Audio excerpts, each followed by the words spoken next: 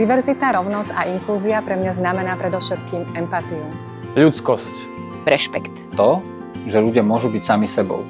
Diverzita, rovnosť a inklúzia určite nie je preferovanie jednej skupiny na úkor druhej. Nie je to ani žiadna propaganda, ale snaha o rovnaké práva pre všetkých.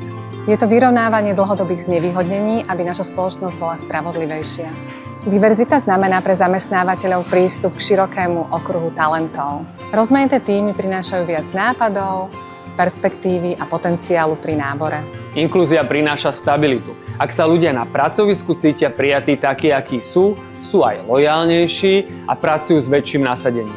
Diverzita, inklúzia a rovné zaobchádzanie je konkurenčnou výhodou.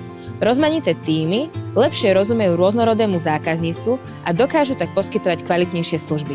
Už od roku 2017 prepájame a vzdelávame zamestnávateľov na Slovensku, ktorí vedia, že rozmanitosť na pracovisku im prináša dlhodobý úspech. Pridajte sa k signatárom Charty diverzity aj vy.